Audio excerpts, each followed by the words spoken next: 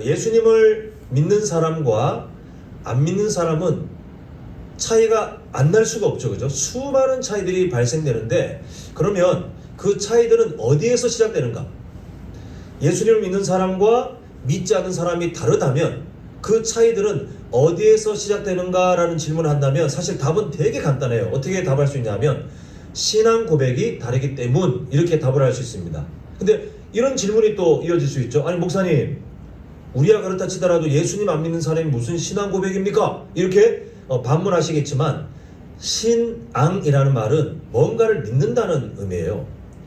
우리야 당연히 삼위일체 되신 하나님을 믿는다는 대상이 있지만, 그러면 예수님 안 믿는 사람들은 아무것도 안 믿고 사느냐? 아니, 그게 절대 아니거든요. 살아가면서 수많은 문화들, 수많은 철학들, 수많은 가르침들, 자신의 경험들을 통해서 자기가 믿으면 되겠다 싶은 거를 사람들은 다 하나씩 찾아요. 어떤 사람은 있죠. 물론 이게 다 중복될 수 있지만, 어떤 사람은 돈의 위력을 믿어요. 어떤 사람은 권력이 우리에게 끼치는 영향력을 믿어요.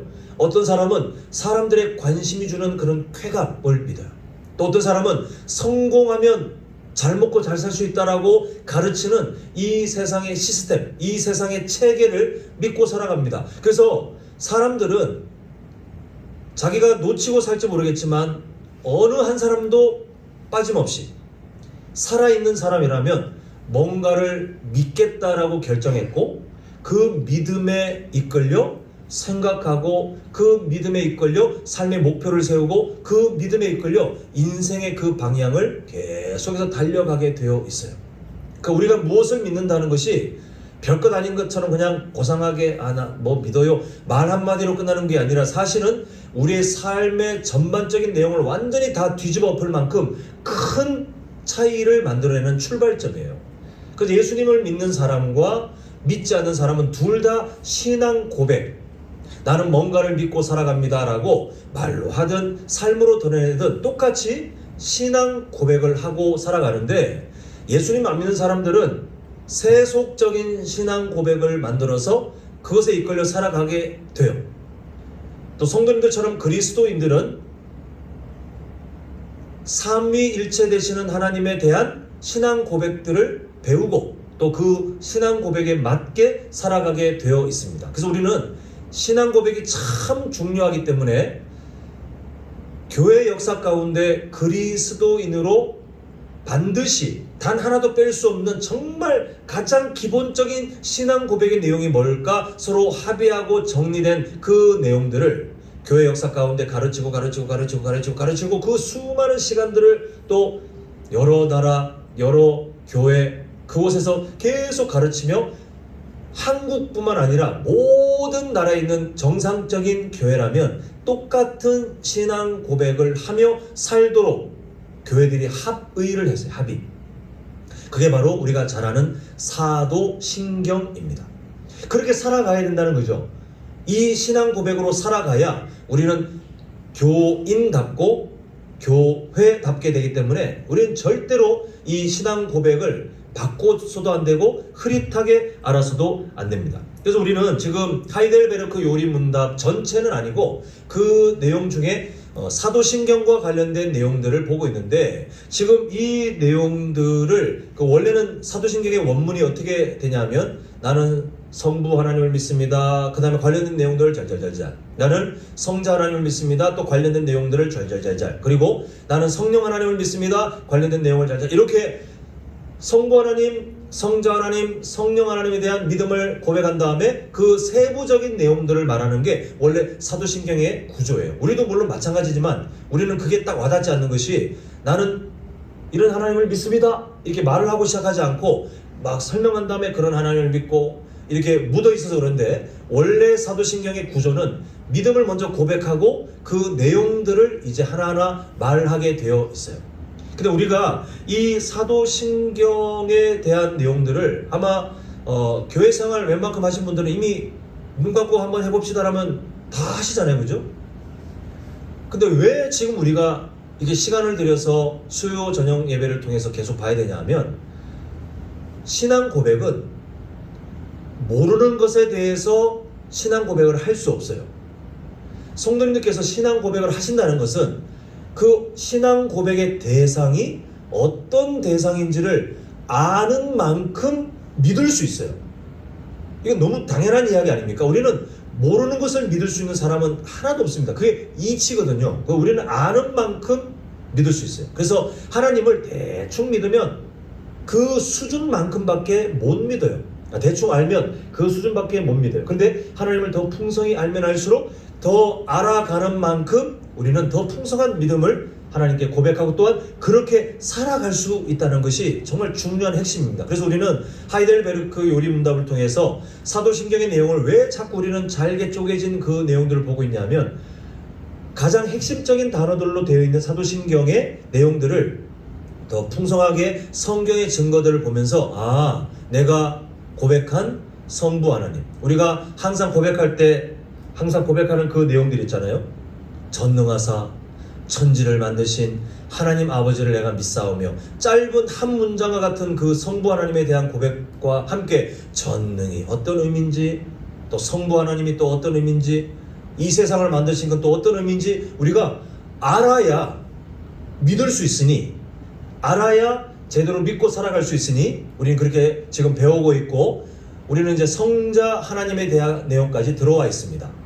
자, 지금 뭐 지난 시간 내용 다 자세하게 기억 못해도 상관없어요. 아마 성도님들께 이런 내용 들으셨죠? 기억나시죠? 하면 기억납니다 하실 텐데, 이게 저도 성도님들과 함께 나누기 위해서 준비했지만 만약 누군가 저한테 와가지고 자 지금까지 한 내용 다 말해보시오 하면 저도 사실은 머리가 허해질 거예요. 우린 다 마찬가지예요. 다만 몰랐던 부분을 하나하나 확인하고 다시 마음속에 한번 새길 수 있으면 그것으로 우리는 참 유익함이 있는데, 지금 우리는 성자 하나님에 대해서 예수라는 이름도 보았죠. 그리스도의 의미도 보았죠. 또 예수님께서 완성하신 세 가지 직분도 보았죠. 동시에 그리스도인으로 살아가는 우리가 똑같이 그 의미들이 무엇인지를 살펴보았고, 이제는 독생자로 넘어왔어요. 독생자 예수님이 도대체 어떤 의미인지, 그 다음에 이어서 하나님의 양자가 된 우리의 삶까지 우리가 저번 시간에 보았는데, 오늘은 조금 더 남은 내용들을 이제 보고 마무리하게 됩니다. 이 양자된 우리의 삶을 좀 나누게 되는데요. 첫 번째 볼 게 뭐냐면, 하나님의 자녀로 우리가 살아가고 있다면 특권이 있더라는 거예요. 성경에서 말하는 특권. 우리가 중요한 몇 가지만 보겠습니다. 자, 먼저 우리 마태복음 6장 30절 보겠습니다. 화면을 보시면 잘 아는 말씀인데, 원래는 6장 전체 맥락이 다 그렇습니다만 다 읽을 수 없으니까 우리 6장 30절을 한번 같이 읽겠습니다. 시작. 오늘 있다가 이 한국이 들풀도 하나님이 이렇게 입히시거든 하물며 너희 가오냐 믿음이 작은 자들아.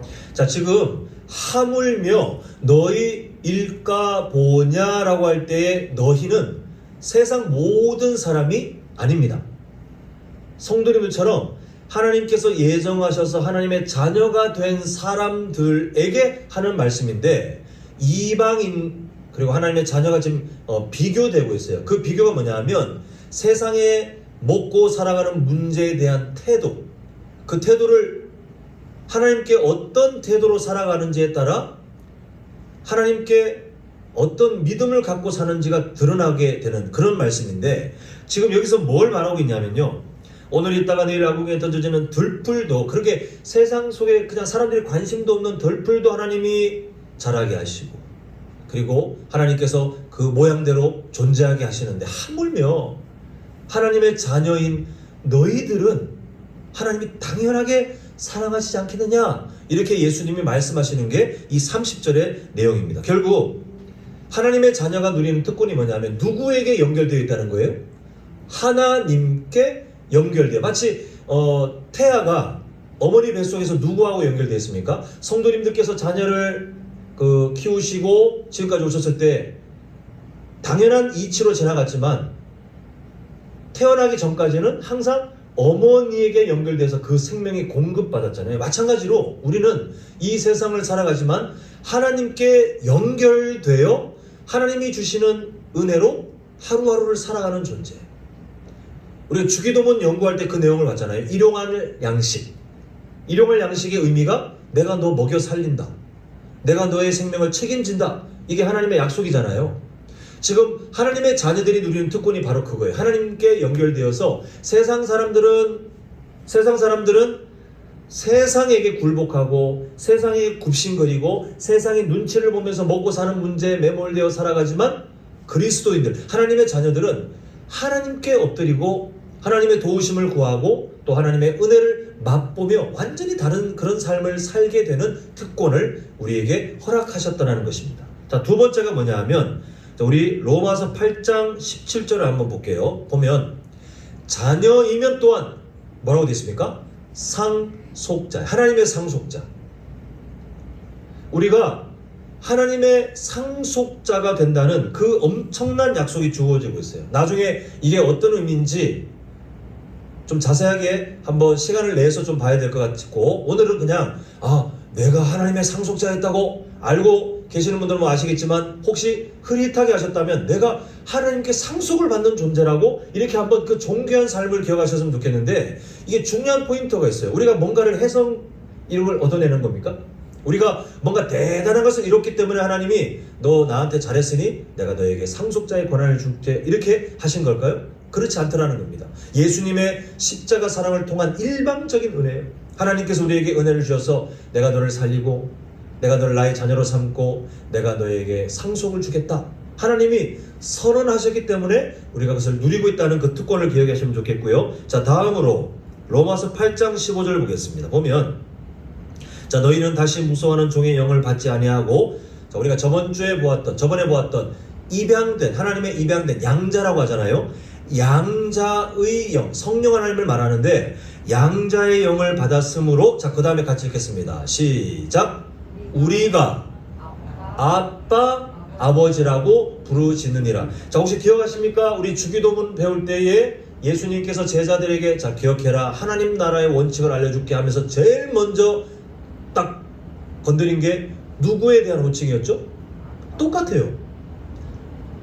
하나님께 감히 유대인들이 아빠 못 부르거든요. 그런데 예수님께서 가르치신 기도, 주기도문은 자, 먼저 하나님께 아빠라고 부른다. 시작. 이렇게 훈련시키시는 거예요. 왜냐하면 그게 나중에 이루실, 그때 당시에는 십자가의 사랑을 완성하시기 전인데 그게 나중에 이루어질 하나님 나라의 특징이었어요. 하나님과 친밀한 관계. 사람의 힘으로는 만들 수 없는, 원래는 하나님과 원수된 존재, 죄 때문에 단절된 존재지만 예수님의 십자가 사랑으로 이만큼 멀리 떨어져 있던 하나님과 우리의 관계를 완전히 붙어서 하나님과 화목된 존재로 사는데, 이게 느낌이 안 오잖아요. 그런데 오늘 이 구절은 너무 우리에게 평안함을 줘요. 하나님께 뭐라고 부를 수 있어요? 아빠. 하나님께 아빠라고 부를 수 있는 그 친밀함. 아바마마 해도 될까 말까 할까 같은 우리의 어떤 그 좀 약간의 그 한국적인 이미지가 있지만, 하나님은 그거 원치 않으시고, 아니야, 너 나한테 아빠라고 좀 불러줘. 가깝고 싶다는 거예요. 그 친밀함. 이 친밀함이 어떻게 이루어졌냐 하면 똑같아요. 우리가 뭘 해서가 아니라 일방적인 은혜로 우리를 하나님의 자녀로 입양하셨기 때문에 우리는 언제든지 하나님께 아빠라고 부를 수 있는 특권을 받았다. 이걸 우리가 함께 기억했으면 좋겠습니다. 자, 그 외에도 수많은 특권들이 있겠지만 이런 주된 특권들을 보았는데 이제 질문이 주어져요. 질문이 주어지는 걸 우리가 이제 잘 풀어가야 되는데요. 그 질문이 뭐냐 하면, 그러면 우리가 하나님의 양자, 하나님의 자녀가 되었는데 우리는 그러면 언제 그 모습이 완성될까라는 질문입니다. 왜 이 질문이 나오냐면, 솔직히 우리 상태를 지금 알지 않습니까? 권혁규 목사도 오늘 아침에 눈 딱 떠가지고 지금까지 이 시간까지 살아올 때 하나님의 자녀로 완벽하게 그 수준을 완성하고 지금 강단에 선 게 아니거든요. 그러니까 우리는 하나님의 자녀라고 하는 엄청난 특권을 받긴 받았는데 실제 우리 삶의 상태는 좀 많이 거리가 멀지 않습니까? 이게 가끔 우리에게 참 많은 고민과 궁금증이 되는데, 그래서 질문이 던져지는 거예요. 하나님의 자녀인데 우리는 언제 그 모습이 완성될까? 이렇게 합니다. 근데 이 질문에 담겨진 진리가 있어요. 우리 예전에 이미 한번 확인했지만 다시 복습하는 차원에서 화면 한번 보시면, 자, 이거 잘 기억하세요. 신학적인 정리인데 성경 속에 나타나 있는 하나님의 구원을 이루신 하나님의 방법이에요. 방법. 자, 첫 번째, 우리에 대한 법적인 자격은 뭐라고 되어 있습니까? 읽어보겠습니다. 시작. 이미 하나님의 자녀임이에요. 법적인. 이미 하나님의 자녀임. 그 다음에 상태는 어떻다는 거예요? 읽어보겠습니다. 시작. 아직 하나님의 자녀로 완성 안 돼. 그래서 이미와 아직, 제가 예전에 말씀드렸죠, 그죠? 이미와 아직이 함께 있는 게 그리스도인의 삶이에요. 그게 구원의 형태예요. 이거를 잘못 이해하면 자신을 자꾸만 정죄하며 하나님께서 주신 특권을 버리려고 해요. 자꾸. 이걸 잘못 이해하면, 아니면 반대로 방종, 제가 주일 오후 예배 때 말씀드렸던 것처럼 방종, 나는 뭐 이미 구원받았으니 뭐 이대로 그냥 살면 되지 않을까? 이렇게 생각하는 잘못된 삶을 사는데, 그게 아니라 법적인 상태는 예수님의 십자가 사랑 때문에 이미 하나님의 자녀가 되었지만 이제 출발이에요. 시작해서 우리가 이제 자라가는 단계에 있기 때문에 하나님의 자녀로 완성되는 시점은 아직 아니더라는 것입니다. 그래서 우리는 이렇게 한번 읽어볼 수 있는데, 화면을 보시면 자, 이렇게 한번 읽어볼 수 있습니다. 제가 한번 문장을 만들어 봤는데요. 한번 제가 한번 읽겠습니다. 잘 들어보세요. 나왔습니다. 네, 같이 읽겠습니다. 시작. 우리가 하나님을 아빠라고 부를 수 있는 것은 양자됨의 시작이지만 그 상태는 어떻게 됐다고요? 아직 완성되지 않았습니다. 입양이라는 과정 아시잖아요. 한 아이를 입양하면 법적으로 자녀가 됩니다. 가정법원에서 도장이 딱 떨어지면 이제 더 이상 누가 손을 못 대요. 내 자녀가 되는 거예요. 근데 그 자녀가 자라가면서 정말 나에게 부모를 부모답게 인정하고 또 자녀의 자녀다움을 그대로 갖고 살아가느냐? 아니에요. 자라가면서 배워가야 돼요. 똑같아요. 우리가 신앙생활 한다는 것은 하나님께서 예수 그리스도의 십자가 사랑으로 도장을 콱 찍어버리셨어요. 하나님 가정법원에서 너는 나의 자녀다 이렇게 선언하셨어요. 법적으로는 아무도 못 바꿔요. 그런데 상태는 이제 배워가야 되기 때문에 이 간극이 있어요. 하나님의 자녀라는 법적인 지위는 얻었지만 상태는 아직 하나님의 자녀가 아닌 이 간극이 현재 우리의 삶이에요. 그래서 우리는 이 삶을 살아가면서 고민을 많이 해야 되는데, 문제는 아직의 상태로 이미 얻어진 효력을 건드리면 안 돼요. 이거는 교만입니다. 아직 연약하다고 해서 이미 주어진 법적 효력을 자꾸 건드리고 하는 것은 하나님이 원치 않는 일이에요. 자, 우리 로마서 8장 23절을 보겠는데 한번 보겠습니다. 로마서 8장 23절 함께 읽겠습니다. 시작.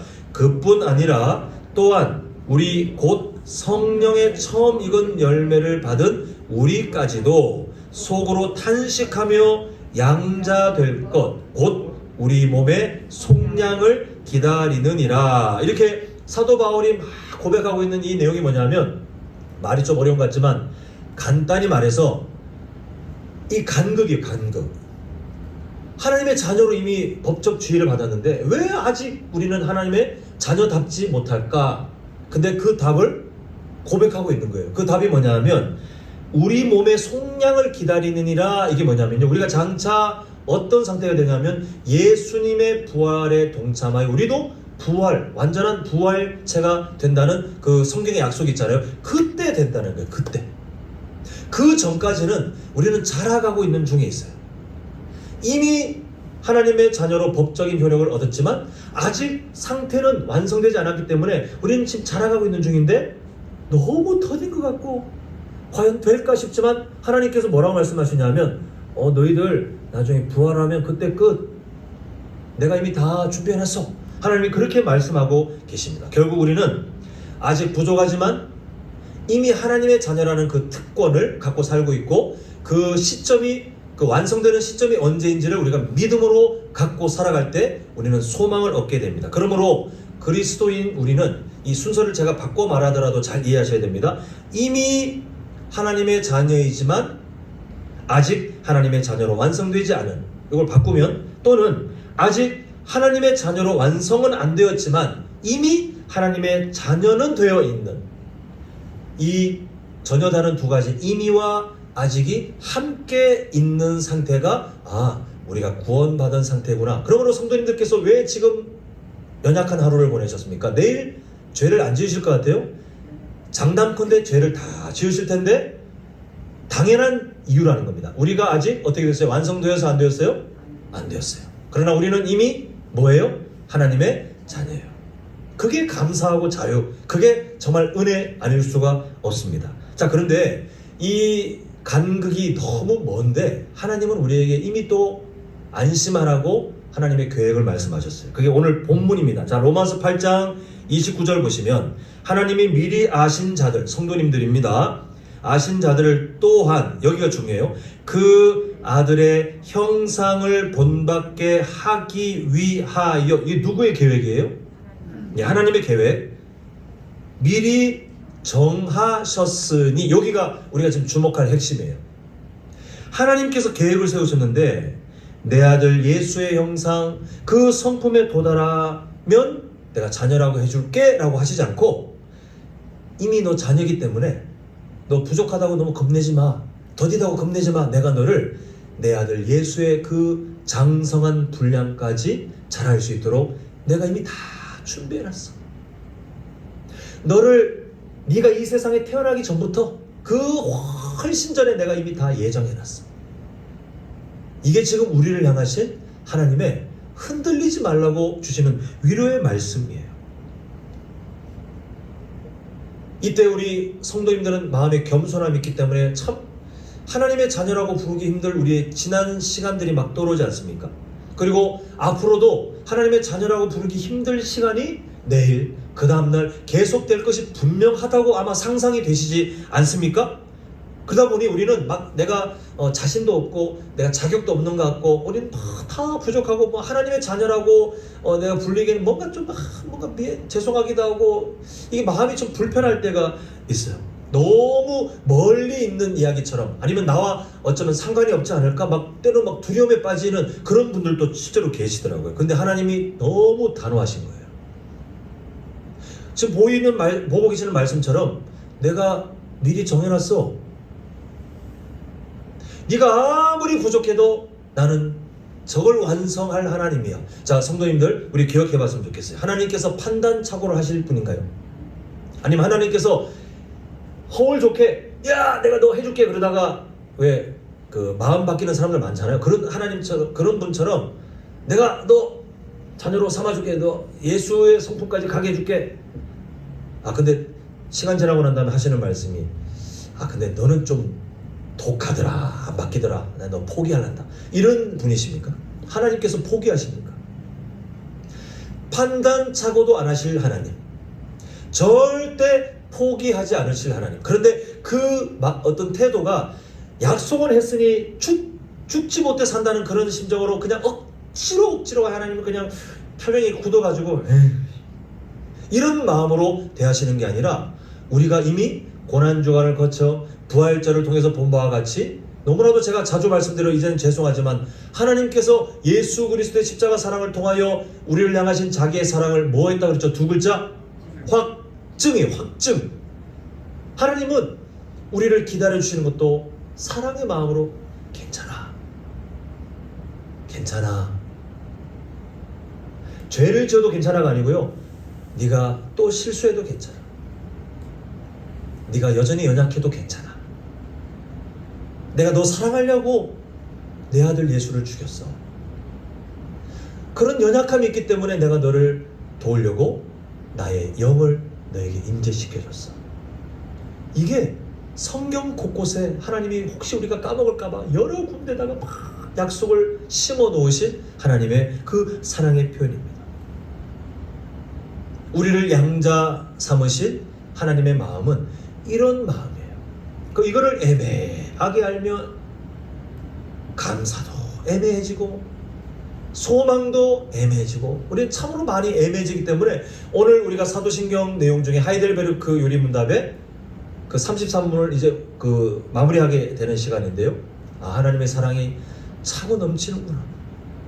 나를 양자로 양녀로 입양하신 그 하나님은 내가 조금이라도 티끌만큼이라도 의심하거나 불안해하지 않도록 이미 겹겹으로 나에게 위로와 약속을 주셨구나. 이 사실을 깨닫고 살아가셨으면 좋겠습니다. 이제 말씀을 맺겠습니다.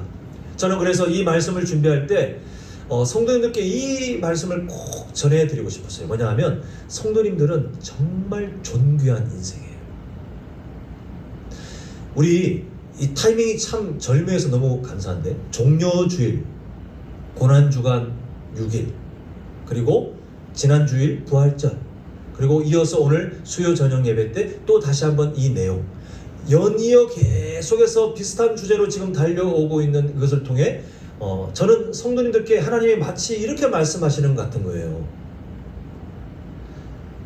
하나님의 사랑이 얼마나 많이, 얼마나 깊이, 얼마나 오랫동안 성도님들을 향하고 있는지를 보시고, 그 다음에 내가 어떤 존재인지, 또 함께 동력하는 우리 믿음의 동력자들이 어떤 존재인지를 이제 알고 살아갈래? 하나님이 이렇게 말씀하시는 것 같아요.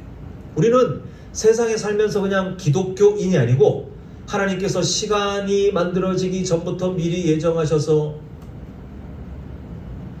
우리를 위해서 십자가의 그 사랑을 독생자 예수께 증명하라고 다 던져버리셨고, 예수님은 죄인도 아니신 분이 우리 대신 죄인 취급받아 하나님께 저주를 받아 그 저주의 상징인 나무에 달려 죽으셨고, 3일 만에 부활하신 그 부활을 우리 삶에 그대로 그 능력을 전가해 주셔서 우리가 부활을 누리며 부활하신 주님으로 살아가는 존재를 만들어 주셨고, 그냥 살아가는 것이 아니라 하나님의 자녀인데 예수님의 성품을 향해 자라가게 하시는 하나님의 변치 않을 계획 속에 있는, 하나님의 관심이 정말 대단하지 않습니까? 그렇게 하나님의 사랑이 관심을 두고 계실 만큼 성도님들은 참 존귀한 존재예요. 그러므로 악한 마귀가 던지는 세속적인 정죄나 나에 대한 그런 비난들을 멈추셨으면 좋겠어요. 우리 자신에 대한 바른 이해, 내가 하나님께 이렇게 사랑을 받고 있다고, 하나님께서 나를 사랑하시기 위해서 이렇게 많은 일들을 하셨다고, 우리가 그것을 아는 만큼 우리는 성도답게 살 소망을 누리게 되어 있습니다. 제가 주일 오후 예배 때 말씀드린 그 단어 생각나십니까? 염치. 우리는 염치 있는, 하나님 앞에 염치 있는 사람이 되어야 되는데, 그게 그저 막 죄인처럼 어떤 죄스러운 마음으로 이렇게, 그게 아니라 감사하기 때문에 염치를 얻는 거예요. 그 은혜가 너무나도 크기 때문에 우리가 하나님 앞에 염치 있는 사람으로 살려고 힘을 쓰는 거예요. 그게 구원받은 사람의 당연한 모습이에요. 성도님들은 정말 존귀한 인생입니다. 그리고 옆에 계신 분들, 뒤에 계신 분들, 우리가 한남제일교회를, 한남제일교회를 뛰어넘어 이 세상 가운데 같은 시대의 교회로 살아가고 있는 모든 사람들, 얼굴을 모른다 할지라도 그 모든 한 사람 한 사람도 존귀한 사람들이에요. 하나님이 사랑하십니다. 그러므로 우리는 누군가를 비난하고 정죄할 만한 자격이 있습니까? 하나님이 그렇게 사랑하는 사람을 우리가 옆에서 에이 그 장로라는 사람이, 권사라는 사람이, 집사라는 사람이 말이야, 에이, 이렇게 우리가 정죄하고 비난할 권한을 하나님께 받은 적이 없어요. 성경의 바른 가르침으로 나에 대한 하나님의 사랑을 받다면 다른 사람에 대한 하나님의 사랑을 보면서 때로는 연약하고 때로는 부족한 모습에 내가 상처를 받고 아쉽고 할 때도 있겠지만, 그런데 다시 마음을 고쳐먹고, 그래, 하나님께서 예수님의 십자가 사랑을 마음껏 부었을 만큼 저분도 존귀한 분인데, 저분도 지금 나처럼 한없이 연약한데 함께 우리는 하나님의 자녀의, 하나님의 아들이신 예수 그리스도의 그 장성한 분량까지 지금 잘하고 있는 중인데, 이미 하나님의 자녀지만 아직 완성되지 못했을 뿐인데, 우리가 이렇게 바른 구원의 이해를 갖고 있으면 우리가 다른 사람을 대할 때 인내해 줄 수 있고, 이해해 줄 수 있고, 품을 수 있고, 우리는 용서해 줄 수 있는 힘을 내가 잘나서가 아니라 하나님의 은혜를 통하여 우리는 얻게 되어 있어요. 그리고 그 고민들, 그런 생각들의 변화, 또 그런 삶의 섬김들을 통해 하나님이 우리를 얼마나 기뻐하시는 줄 아십니까? 네가 정말 나의 계획대로 내 아들 예수의 성품을 따라가고 있구나. 이 말세 때에 나에게 전혀 관심 없는 이 세상 속에 너는 그래도 내 아들 예수의 성품을 이해하고 그렇게 증명하며 살고 있구나. 이게 하나님이 원하시는 삶의 예배 아니겠습니까? 사랑하는 성도님들, 바른 신학은 우리의 삶이 어떻게 살아가야 될지를 알려줘요. 성도님들은 이미 하나님의 자녀가 되셨습니다. 아직 하나님의 자녀로 완성되지 못하셨을 뿐이에요. 근데 여기에 대한 하나님의 대안, 내가 완성시킬 거야. 그럼 다 끝난 거 아닙니까? 그죠? 이미 다 끝났어요. 그러면 우리는 감사함으로 그 삶을 배워가면 되고, 감사함으로 우리의 연약함이 발견될 때 열심히 회개하시면 되고, 감사함으로 예수님의 성품을 향해 자라갈 것을 기대하며 우리가 기도 제목으로 갖고 가면 돼요. 우리는 그렇게 살아가면 하나님께서 우리를 포기하지 않으시니 우리 삶이 하나님께서 기뻐하시는 모습으로 하나하나 다듬어지고 우리의 삶이 하나님께 예배로 드려질 줄 믿습니다. 바라기는 이 믿음의 고백을 가지고 앞으로의 남은 삶을 하나님께 증명하며 살아가시는 영적 승리자가 되시기를 간절히 소망합니다.